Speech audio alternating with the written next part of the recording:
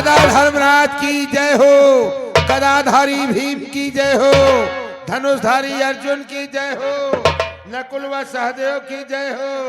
दादा सदा सुखी रहो द्वारपाल। मेरे प्रिय भाइयों, आज हम व्यग्र पूजन करवाना चाहते हैं और जिसमें सर्वश्रेष्ठ सर्वोपरि ऊंचा सिंहासन भगवान द्वारिकाधीश कन्हैया को देना चाहते हैं, जिसमें तुम लोगों का विचार जानना चाहते हैं। भ्रातृ बोलो, इस यज्ञ पूजन में तुम्हारा क्या विचार है? दादाश्री, आप यज्ञ पूजन का कार्य करवाना चाहते हैं और हमारी राय जानना चाहते हैं। हे दादाश्री, आप ही तो कहा करते हैं धर्म का कार्य करने चलो, जितना जल्दी हो सके उतना जल्दी कर डालो, और अधर्म का कार्य हो जितना उसे टालते रहो उतना ही ठीक होता है। और ये अग्र पूजन का कार्य तो धर्म का कार्य है, ये तो अतिशीघ्र होना चाहिए दादाश्री। वाह भ्रातृ, मेरा विचार वैसा मेरे भ्रातृ भीम का विचार। आसन को ग्रहण करो। भ्रातृ अर्जुन, कहो इस यज्ञ पूजा में तुम्हारा क्या विचार है? दादाश्री, इसमें पूछने वाली कौन सी भी बात? दादाश्री, जैसा मेरा आपका विचार वैसा भ्रात भीम का विचार, उसमें मेरा भी विचार है दादाश्री। वाह भ्रात अर्जुन, जैसा मेरा विचार वैसा मेरे भ्रात अर्जुन का विचार। आसन ग्रहण करो। भ्रात नकुल, इस यज्ञ पूजा में तुम्हारा क्या विचार है? हे दादाश्री, इसमें पूछने वाली कौन सी विचार? जैसा आपका विचार तैसा नकुल का विचार दादाश्री। वाह भ्रात नकुल, जैसा मेरा विचार वैसा मेरे भ्रात नकुल का विचार। आओ, आसन को ग्रहण करो। भ्रात सहदेव, कहिए दादाश्री, आप हमसे क्या कहना चाहते हैं? इस यज्ञ पूजन में तुम्हारा क्या विचार है? हे दादाश्री, इसमें पूछने वाली कौन सी बात? जैसा आपका विचार वैसा मेरा विचार। वाह भ्रात सहदेव, अरे भाई हो तो हमारे जैसे कि एक भाई की आज्ञा पर सभी भाई हमेशा तत्पर रहते हैं। आसन को ग्रहण करो। द्वारपाल, बोलो दादा, तुम्हारा क्या विचार है? अरे दादा, तुम्हारा तो नाम धर्मराज है, धर्म का पालन करने वाले, धर्म के मार्ग पे हम सबको ले जाने वाले। जैसा आपका विचार, आपके सभी भाइयों का विचार, इन विचारों में मेरा भी विचार। वाह द्वारपाल, तुम्हारा विचार विमर्श सुनकर हमारी आत्मा खुशी से झूम उठी है।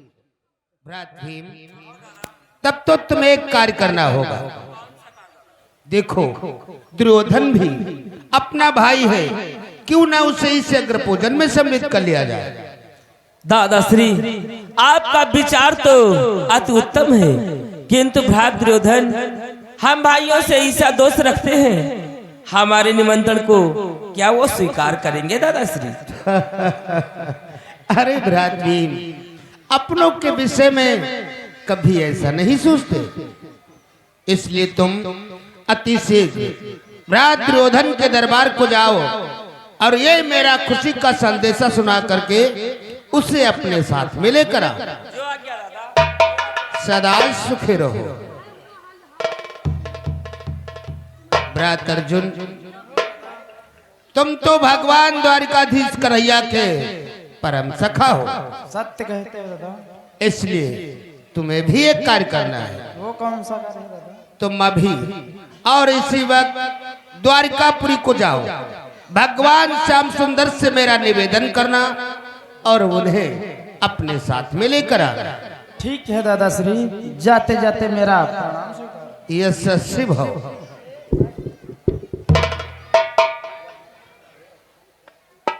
भ्रात नकुल व सहदेव, जब तक भ्रात भीम व अर्जुन वापस आते हैं तब तक तुम लोग हवन सामग्री की व्यवस्था करो।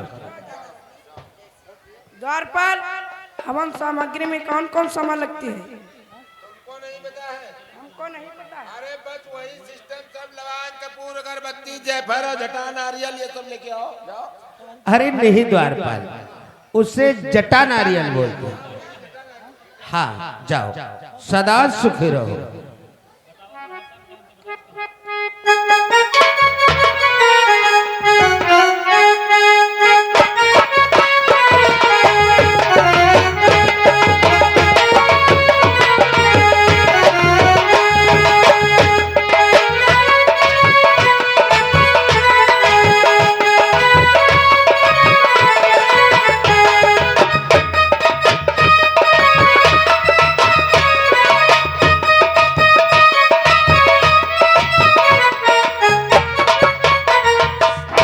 देखा दोस्तों, आज महाभारत के अंतर्गत कौरव और पांडव हस्तिनापुर में आनंद पूर्वक राज कर रहे हैं और लड़ाई की जड़ पाताल में होती है। दादा धर्मराज अग्र पूजन कर रहे हैं, जिसमें दुर्योधन को सम्मिलित कर रहे हैं। दुर्योधन को अपना भाई मानते हैं। आप लोग देखेंगे दादा दुर्योधन मामा शकुनी के साथ दरबार में बैठे हैं और गदाधारी भीम दरबार की तरफ बढ़ते आ रहे हैं।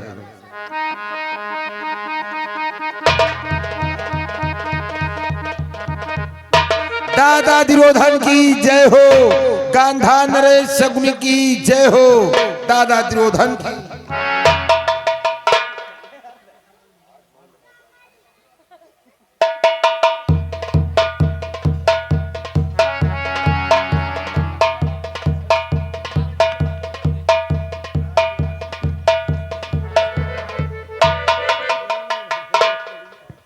दादा श्री के चरण कमलों में भीम का प्रणाम स्वीकार करें।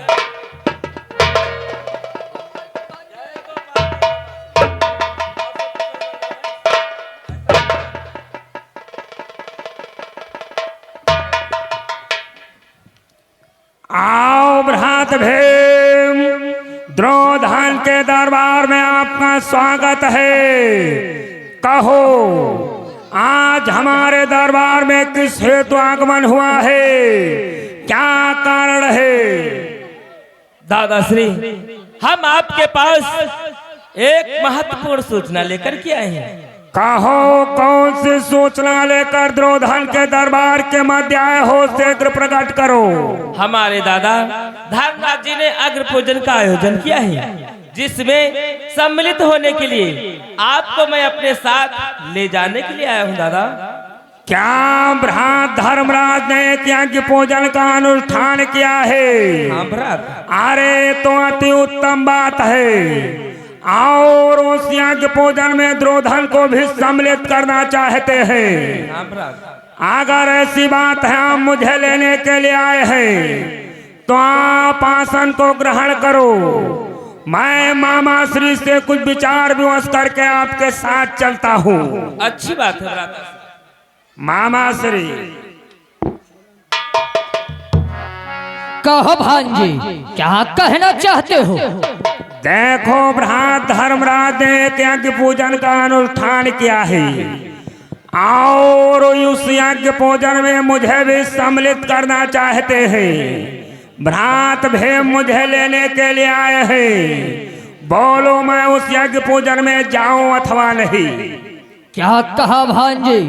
धर्मराज ने अग्र पूजन का अनुष्ठान किया है, जिसमें तुम्हें सादर आमंत्रित किया है। इसलिए भांजी तुम उस अग्र पूजन में अवश्य जाओ, क्योंकि वहां पर जाने से यदि अपना कोई फायदा नहीं होगा तो कोई नुकसान भी नहीं होगा भांजी। इसलिए तुम वहां अवश्य जाओ। सत्य कहा मामा श्री। अगर उस यज्ञ पूजन में जाने से मेरा कोई फायदा नहीं है तो मेरा कोई नुकसान भी नहीं है। हाँ भांजेश्री। ठीक है, तुम आसन को ग्रहण करो। भ्रात भीम, चलो मैं तुम्हारे साथ यज्ञ पूजन में चलने के लिए तत्पर तैयार हूँ। अच्छी बात है, आओ हमारे साथ आओ। चलो।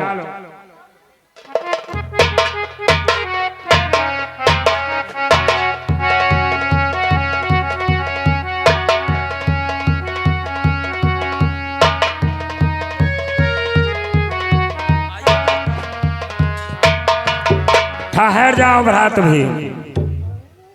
कहो भ्रात, क्या बात है? अरे वो सामने देखो जल भरा हुआ है, अपने वस्त्रों को संभाल लो वरना भीग जाएंगी। हे भ्राताश्री, आप जो देख रहे हैं वो जल नहीं बल्कि थल है। जल नहीं बल्कि थल, लेकिन मुझे तो ये जल प्रतीत होता है। हाँ, ऐसा तो अवश्य है, किंतु आपको ज्ञात होना चाहिए हमारे दादाश्री ने इस महल का नाम इंद्रप्रस्थ रखा है। ये शीशे का बना हुआ है। यहाँ पर जो वस्तु जैसी दिखाई देती है वास्तव में है नहीं। आपको जहाँ पर जल भरा हुआ दिखाई दे रहा है वहाँ पर जल नहीं थल है, और जहाँ पर आपको थल दिखाई दे रहा है वहाँ पर जल भरा हुआ है। ऐसी बात है, यानी जल के जगह थल और थल के जगह जल प्रतीत होता है। हाँ भ्राताश्री, चलो ठीक है, आगे के लिए प्रस्थान करो।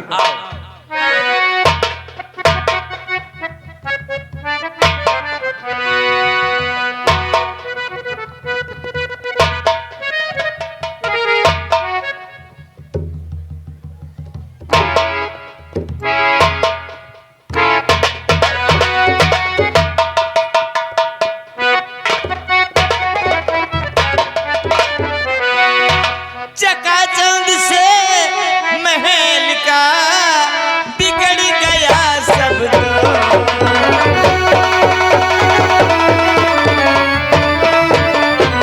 चकाचौंध से महल का बिगड़ गया सब दौर।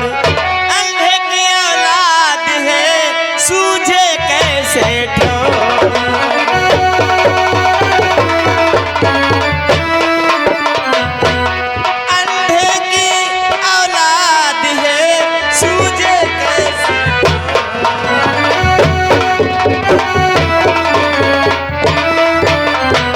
और भगवान कृष्ण तेरी दुनिया में, भगवान कृष्ण तेरी दुनिया में कुछ अद्भुत अंधे होते हैं।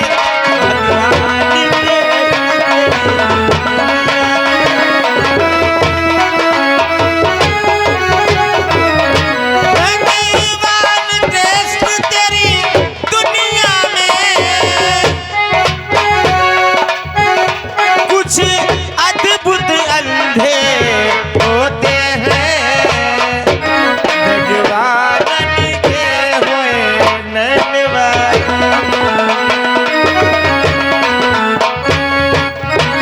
भगवान के हुए नैनवान अंधों के अंधे होते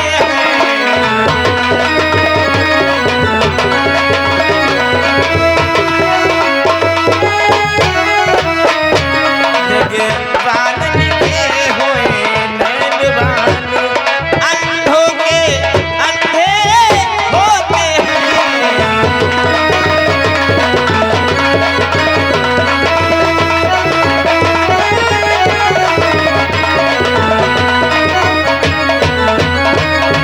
अरे जिसका बाप अंधा हो बेटा तो ऑटोमेटिक अंधा होगा।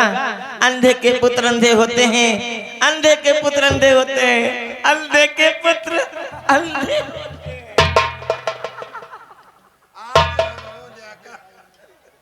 वास्तव में इनको दिखाई नहीं पड़ता कहाँ पे जल है कहाँ पे थल है।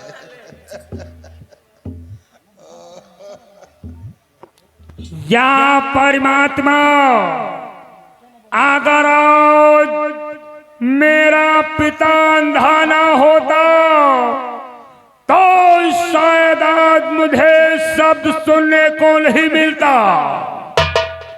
लेकिन पंचाला,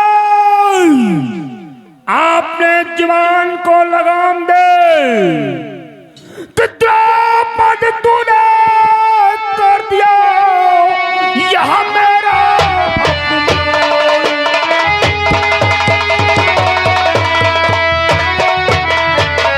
द्रौपदी तूने कर दिया यह मेरा अपमान। तू अंधे दिया औलाद हो, रख लेना यह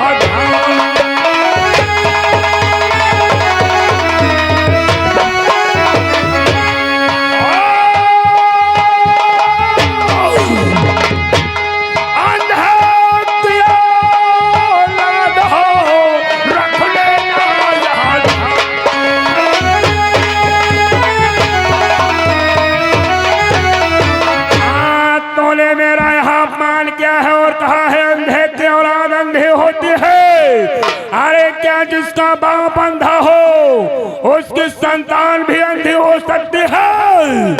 ध्यान रखना पंचाली, इस अपमान का बदला मैं तुझसे वसूलूंगा।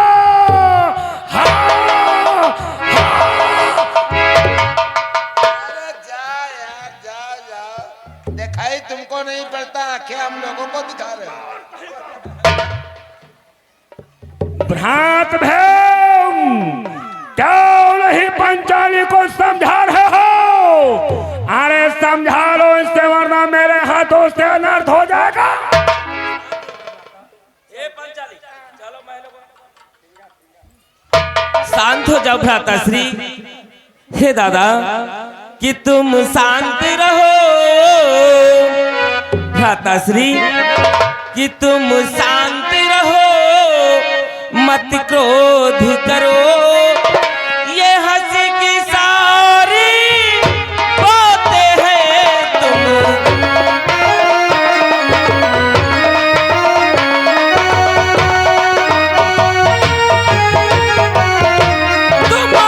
शांत रहो, मत क्रोध करो। ये हंसी की सारी बातें हैं, तुम क्षमा करो, इस ओर चलो। तुम क्षमा करो, इस ओर चलो। आखिर में ये तो नारी है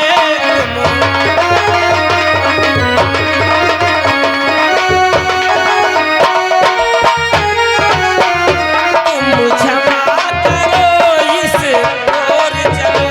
आखिर में ये तो नारी है।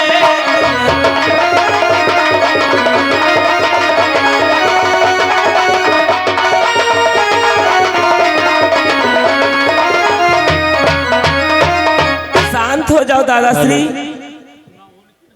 और पंचाली को क्षमा कर दो। अगर उसने भाभी होने के नाते थोड़ा सा मजाक कर भी दिया तो उसकी बातों का बुरा नहीं मानते।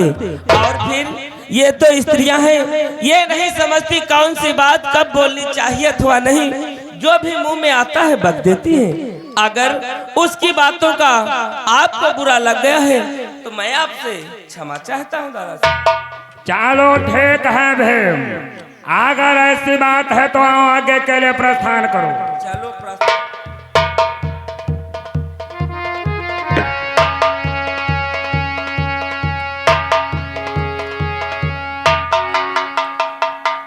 सदा सुख रहो। भ्रात धर्मराज के चरण कमलों में द्रोधन का प्रणाम स्वीकार हो। कल्याण हो भ्रात दुर्योधन।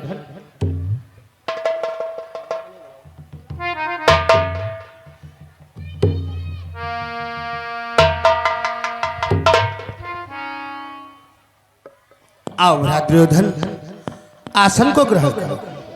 क्यों नहीं भ्राताश्री, आसन अवश्य ग्रहण करूंगा, लेकिन उससे पहले मुझे बतलाओ इस यज्ञ भोजन में सबसे सर्वश्रेष्ठ और सबसे उचित स्थान किसको दे रखा है?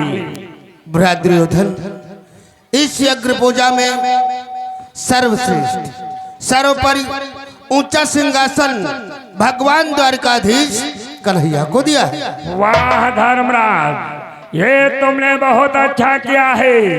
तो फिर द्वारकाधीश कृष्ण को दरबार के मध्य बुलाओ।